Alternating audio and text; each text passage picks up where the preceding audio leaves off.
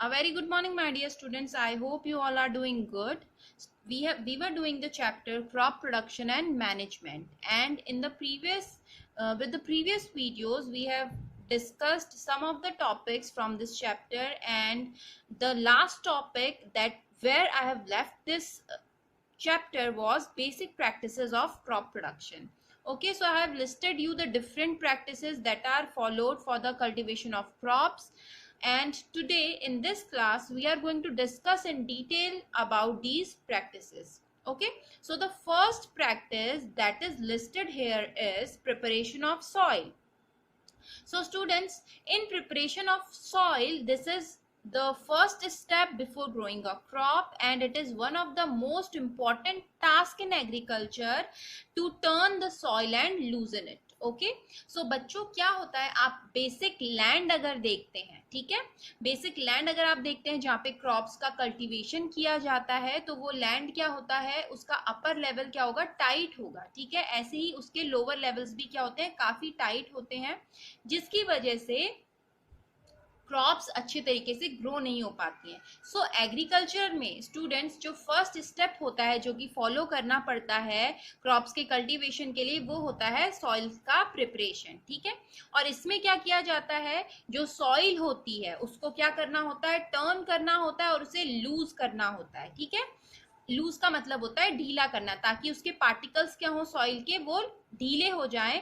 और इसकी वजह से, लूज करने की वजह से या फिर टर्न करने की वजह से फायदा क्या होता है, इसकी वजह से जब हम लूज कर देते हैं या फिर सॉइल को टर्न करते हैं, जो क्रॉप्स की रूट्स होती हैं स्टूडेंट्स, वो क्या होती हैं, पेनिट्रेट हो पाती हैं सॉइल में, यानी कि सॉइल में अंदर तक वो जा पाती हैं, ठीक है, ग्रो हो पाती हैं, because roots grow in downwards direction, that is why, that is also it is important to loosen the soil. Okay, जो लूज सॉइल होती है स्टूडेंट्स, वो रूट्स को ब्रीथ करने में, यानी कि जब हम सॉइल को लूज कर देते हैं तो उसमें एयर भी क्या हो पाती है, पेनिट्रेट हो पाती है, और एयर मिल पाती है प्लांट्स को, उनकी रूट्स को, ठीक है।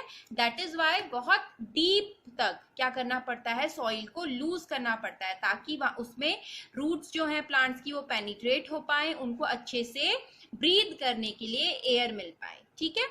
Why does the loosening of soil allow the roots to breathe easily? ठीक है, अब ऐसा क्यों होता है कि जब हम लूज कर देते हैं सॉइल को तो रूट्स इजीली ब्रीथ कर पाते हैं, ठीक है। ऐसा इसलिए होता है स्टूडेंट्स, क्योंकि जो लूज सॉइल होती है वो क्या करेगी, अर्थवॉर्म को और माइक्रोब्स को ग्रो करने में हेल्प करेगी, ठीक है। जैसे कि हमने पढ़ा था प्रीवियस क्लास में भी कि अर्थवॉर्म या फिर अलग अलग जो बैक्टीरिया, जो माइक्रोब्स होते हैं, वो कहाँ पे ग्रो करते हैं, सॉइल में ग्रो करते हैं, वही उनका घर होता है, ठीक है। सो जब हम इस सॉइल को लूज करते हैं तो यहाँ पे अर्थवॉर्म या फिर जो माइक्रोब्स होते हैं वो अच्छे तरीके से ग्रो कर पाते हैं, और यही क्या करते हैं, एक तरीके से एयर को उस पे फिक्स करते हैं, सॉइल में फिक्स करते हैं ब्रीदिंग में, और यही एयर फिर बाद में किनको मिलती है, हमारे प्लांट्स को मिल पाती है। These organisms are friends of the farmer since they further turn and loosen the soil and add humus to it। ठीक है, ह्यूमस मैं आप सबको बता चुकी हूँ प्रीवियस क्लास में भी, आई होप अभी आपको याद होगा ये कि ह्यूमस होता क्या है, ठीक है। स्टिल आपको कोई कंफ्यूजन होती है इस वर्ड में तो आप मुझे कांटेक्ट कर सकते हैं और पूछ सकते हैं कि ह्यूमस क्या होता है। ओके, सो स्टूडेंट्स, ये जो अर्थवॉर्म होते हैं, जो माइक्रोब्स होते हैं, इनको क्या बोला जाता है, फ्रेंड्स ऑफ फार्मर बोला जाता है। क्यों बोला जाता है, क्योंकि हम डिफरेंट इंस्ट्रूमेंट्स यूज करते हैं, जिनके बारे में मैं अभी आपको बताऊंगी, सॉइल को लूज करने के लिए, ठीक है। और ये जो माइक्रोब्स होते हैं और अर्थवॉर्म होता है, ये फर्दर और हेल्प करता है सॉइल को क्या करने में, लूज करने में, और उसमें ये ह्यूमस भी ऐड करता है। ह्यूमस किस चीज का काम करता है, एक ऑर्गेनिक फर्टिलाइजर का काम करता है, ठीक है। So that is why earthworm भी जरूरी होते हैं सॉइल में होना, ठीक है। But why the soil needs to be turned and loosened, ठीक है। ये तो अब आपको पता चल गया कि लूजनिंग, सॉइल की जब लूजनिंग होती है तो उसमें वो कैसे ब्रीथ कर पाती है, ठीक है। और अब ये सॉइल, लेकिन next question arises here is, but why the soil needs to be turned and loosened, उसको हमें लूज और टर्न क्यों करना पड़ता है, ठीक है। You have learnt in the previous classes that soil contains minerals, water, air and some living organism। आपने previous class में जिस चैप्टर सॉइल में हमने डिफरेंट लेवल्स पढ़े थे सॉइल के, ठीक है, डिफरेंट सेक्शंस पढ़े थे, ठीक है। तो हमारी उसमें हमने देखा था कि सॉइल में क्या क्या प्रेजेंट होता है, मिनरल्स प्रेजेंट होते हैं, वाटर प्रेजेंट होते हैं और लिविंग ऑर्गेनिजम्स भी प्रेजेंट होते हैं, ठीक है। In addition dead plants and animals get decomposed by soil organism, ठीक है। और इसी के साथ साथ जो पत्ते या फिर जो प्लांट जो कि मर के सॉइल में गिरते हैं या फिर जो एनिमल्स सॉइल में गिरते हैं वो भी डिकम्पोज होते हैं जो सॉइल के ऑर्गेनिजम्स होते हैं उनकी वजह से, ठीक है। तो इस वजह से क्या होता है, जो भी प्लांट्स होते हैं जब वो मर जाते हैं और एनिमल्स जो कि मरते हैं और वो डिकम्पोज होते हैं बाय द सॉइल ऑर्गेनिजम्स, और ये डिकम्पोज होने के बाद क्या करते हैं, सॉइल में न्यूट्रिएंट प्रोवाइड करते हैं, ठीक है। और ये वापस से हमारी सॉइल में आता है और इन न्यूट्रिएंट्स को सॉइल क्या कर लेती है, अपने आप में मिक्स होने देती है और उसके बाद ये न्यूट्रिएंट्स अब्सॉर्ब करे जाते हैं बाय द प्लांट्स, ठीक है। न्यूट्रिएंट बन भी डेड प्लांट्स और ऑर्गेनिजम्स से ही रहा है, एनिमल से ही रहा है और यूज भी करा जा रहा है अगेन प्लांट्स के through. Okay, is it clear to all of you? I hope this is clear. Since only a few centimeters of the top layer of soil supports plant growth, turning and loosening of soil brings the nutrient-rich soil to the top so that plants can use these nutrients. ठीक है, अब plants जो होते हैं students वो क्या करते हैं, टॉप लेयर का थोड़ा सा ही सेंटीमीटर यूज करते हैं. प्रीवियस क्लास में जब हमने सेक्शंस ऑफ सॉइल प्रोफाइल पढ़ी थी तो उसमें मैंने आपको बताया था कि जो प्लांट्स होते हैं स्टूडेंट्स वो टॉप लेयर में ग्रो करते हैं, ठीक है. सो यहाँ पर क्या होता है, प्लांट्स के द्वारा टॉप लेयर ही यूज करी जाती है और वही क्या करती है, प्लांट ग्रोथ को सपोर्ट करती है. तो जब हम इस सॉइल को टर्न करते हैं यानी कि नीचे के लेयर को हम ऊपर लेकर आते हैं और नीचे के लेयर में जो न्यूट्रिएंट्स प्रेजेंट होते हैं ये टर्निंग और लूजनिंग की वजह से वो न्यूट्रिएंट प्लांट्स तक पहुंच पाते हैं. That is why before growing any plant loosening and turning of soil is necessary. समझ में आया? अंदर जो न्यूट्रिएंट्स प्रेजेंट है वो भी प्लांट्स को क्या होते हैं, मिल पाते हैं. और that is why turning and loosening is important and necessary for soil for cultivation of crops. ठीक है, I hope आपको ये first step preparation of soil is clear now. Okay, now about अब ये जो प्रोसेस होती है लूजनिंग की और टर्निंग की, ठीक है, आई होप आपको क्लियर है अब बिल्कुल. So the process of loosening and turning of soil is called tilling and ploughing. Ploughing आपने पहले भी सुना होगा. ओके, सो ये जो प्रोसेस हो रही है जिसमें हम लूजनिंग और टर्निंग कर रहे हैं इसको या तो टिलिंग बोला जाता है या फिर प्लोइंग बोला जाता है, ठीक है. This is done by using a plough. अब ये लूजनिंग और टर्निंग कैसे करा जाता है, इसके लिए प्लो यूज किया जाता है. प्लोज आर मेड ऑफ वुड और आयरन. प्लो जिसे कि हल बोला जाता है, आपने हिंदी में हम इसे क्या बोलते हैं, हल बोलते हैं, ठीक है. ये यूज होता है सॉइल को टर्न करने के लिए और यूज करने के लिए और ये बना होता है वुड से और आयरन से. If the soil is very dry, it may need watering before plowing. जब हमारी जो सॉइल होती है वो बहुत ज्यादा सूखी हुई होती है स्टूडेंट्स तो it becomes tough to plow it using a plow, ठीक है. तो बहुत मुश्किल हो जाता है उसमें प्लोइंग करना. तो इसीलिए क्या जरूरी होता है कि पहले सॉइल को गीला करा जाए, ठीक है. वाटर को जब वो अब्सॉर्ब करता है तो उसके पार्टिकल्स क्या होते हैं, थोड़े से वाटर की वजह से लूज हो जाते हैं, ठीक है. तो उसमें क्या होता है, प्लोइंग करना ईजी हो जाता है, ठीक है. सो जब बहुत ज्यादा ड्राई होती है सॉइल तो हम उसे वाटर करते हैं जो कि हेल्प करता है फर्दर प्लोइंग में. The प्लोड field may have big clumps of soil called crumbs, ठीक है. Another word introduced here is crumbs. Crumbs क्या होगा, जब ये soil students you can see here the picture, जब इस सॉइल को बच्चों प्लो किया जाता है, ठीक है, बहुत ड्राइड होता है, टाइट हो जाती है सॉइल, इसे हम वाटर भी करते हैं तो ये धीरे धीरे पानी को अब्सॉर्ब करता है. तो जब इसे प्लो किया जाता है बच्चों तो इसमें बड़े बड़े प्लो करने के टाइम पर ये इसे खोदना शुरू करता है. तो प्लो करने के टाइम पे क्या होता है, जितना बड़ा ये पोर्शन होता है उतना ही ये क्या करेगा, मिट्टी को खोदता है. तो कई बार क्या होते हैं, बड़े बड़े मिट्टी के टुकड़े जैसे निकलने लग जाते हैं. तो इन बड़े बड़े मिट्टी के टुकड़ों को क्या बोला जाता है, क्रम्स बोला जाता है, ठीक है. It is necessary to break these crumbs. Leveling the field is beneficial for sowing as well as for irrigation. अब ये हमने प्लो किया, उसके बाद हमें क्रम्स मिले, यानी कि सॉइल के बड़े बड़े टुकड़े मिले, ठीक है, उनको भी फर्दर ब्रेक करना इंपॉर्टेंट होता है। जरूरी होता है कि हमारे जो ये क्रम्स है इन्हें ब्रेक किया जाए और जो फील्ड है उसको क्या किया जाए, लेवल किया जाए प्रॉपरली, ठीक है, for better sowing of seeds and for better irrigation, ठीक है। Levelling of soil is done with the help of a leveller, ठीक है। अब ये जो लेवलिंग करी जाती है, यानी कि फील्ड को जो एक प्लेन लेवल में लाया जाता है, उसके लिए क्या यूज किया जाता है, लेवलर यूज किया जाता है, ठीक है।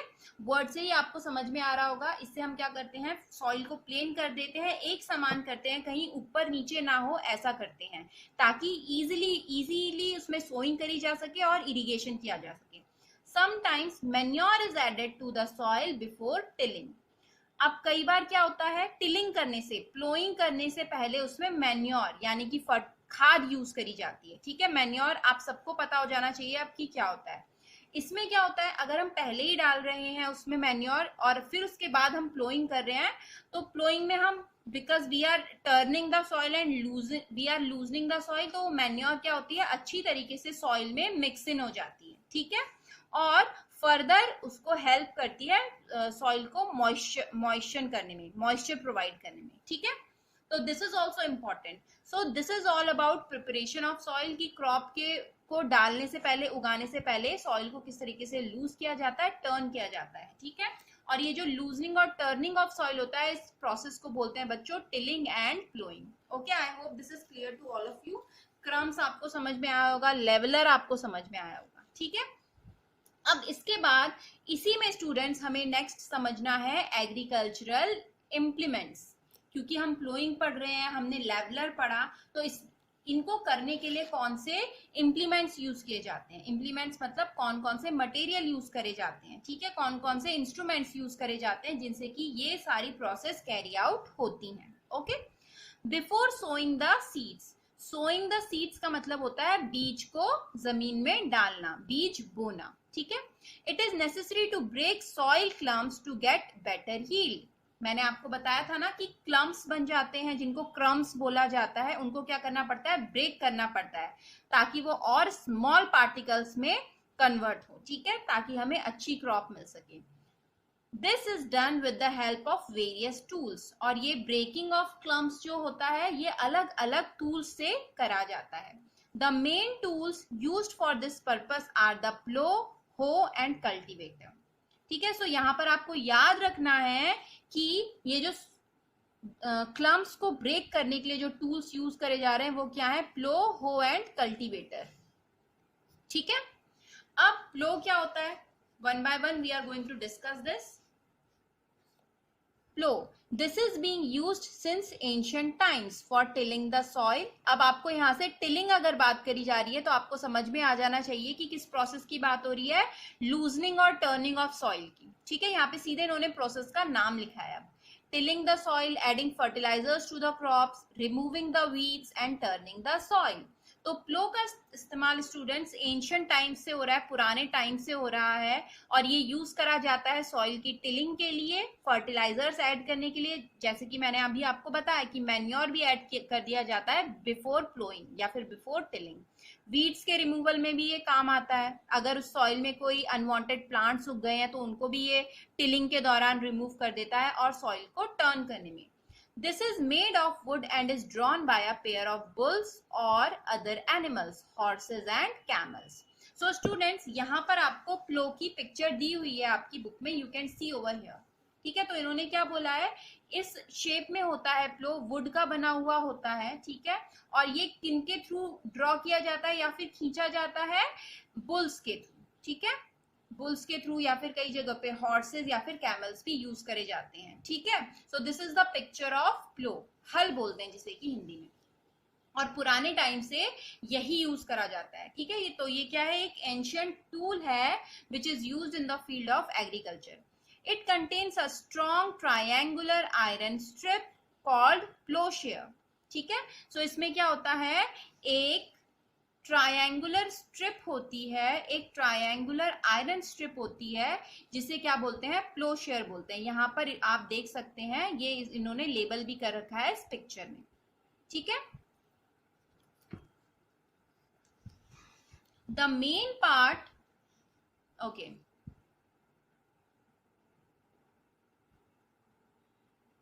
okay, I hope it is visible to all of you. The main part of the plow is a long log of wood which is called plow shaft, ठीक है। अब इसमें क्या है, यहाँ पर आप पिक्चर में आप देखते जाएंगे जो मैं बोलते जा रही हूँ, please look at the picture to understand. Plough shaft क्या होता है, लॉन्ग वुडन पार्ट होता है प्लो, एक प्लो का, ठीक है।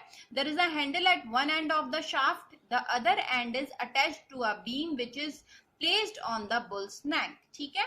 तो इसमें क्या होता है, प्लो शाफ्ट होता है और एक अदर होता है, बीम होती है जो कि इनके गर्दन पर अटकाई जाती है, ठीक है स्टूडेंट्स। और यहाँ पर इसको अटकाया जाता है और इसके बाद ये इसे क्या करते हैं, खींचते हुए ले जाते हैं। और ये जो प्लोशेयर होता है स्टूडेंट्स, ये जमीन को क्या करता है, खोदते जाता है, ठीक है। Now one pair of bulls and a man can easily operate the plough. तो एक बुल्स का पेयर और एक आदमी की जरूरत होती है जो कि इसको धक्का दे दूसरी तरफ से, और बैल उसे क्या करते हैं, खींचते हुए आगे ले जाते हैं। The indigenous wooden plough is increasingly replaced by iron ploughs nowadays. अब ये क्या है, ये जो वुडन के प्लो होते हैं स्टूडेंट्स, इनको रिप्लेस करा जा रहा है आजकल, आयरन के प्लो बनाए जा रहे हैं उनसे, ठीक है। सो आई होप आपको प्लो स्टूडेंट्स क्लियर है कि प्लो क्या होता है और वो किस तरीके से काम करता है, उसमें डिफरेंट कंपार्टमेंट्स कौन से होते हैं। नेक्स्ट वन इज हो, ठीक है। It is a simple tool which is used for removing weeds and for loosening the soil. तो ये भी क्या है, एक सिंपल टूल है जो कि अनवांटेड प्लांट्स, जिनको की वीड्स बोला जाता है, उनको रिमूव करने के लिए और सॉइल को फर्दर लूज करने में यूज किया जाता है। It has a long rod of wood or iron. A strong, broad and bent plate of iron is fixed to one of its ends. So students, हो आप लोग अपने घर में भी देख सकते हैं, जिसे कि हिंदी में कुदाल बोला जाता है, okay? Works like a blade. It is pulled by animals. Okay, so ये लिखा हुआ है कि ये एनिमल्स के थ्रू पुल्ड किया जाता है, ओके। सो आप देख सकते हैं यहाँ पर ये बेंट प्लेट है और यहाँ पे ग्रिप को मैनेज करने के लिए इन्होंने ग्रिप भी लगा रखी है, यहाँ पर बीम है, ठीक है। So this is also used to remove the weeds and to further loosen the soil, ठीक है। Next one is cultivator, the third tool. Nowadays plowing is done by tractor driven cultivator. The use of cultivator saves labor and time. अब आजकल students क्या करा जा रहा है, cultivator का यूज किया जा रहा है। आप यहाँ पर देख सकते हैं पिक्चर, आपको अगर क्लियरली विजिबल है तो ट्रैक्टर के पीछे इस तरीके से आयरन की ब्लेड्स के इस तरीके से कल्टीवेटर लगाए जाते हैं। जैसे कि प्लो में आपने देखा था प्लो शाफ्ट था, उसी तरीके के ये शाफ्ट इसमें भी लगाए जाते हैं। ट्रैक्टर आगे बढ़ता जाता है और यहाँ पे ये जमीन को क्या करते जाता है, खोदते जाता है, प्लो करते जाता है, ठीक है। So these days cultivators are used और इससे इसके यूज से क्या हो रहा है, टाइम भी बच रहा है और लेबर भी बच रहा है, ठीक है। Okay, so students I hope आपको ये first topic preparation of soil as well as the agricultural tools clear होगा। So students, this is all for today. We will meet in the next class and continue the chapter further. Till then, stay safe and keep learning. Thank you.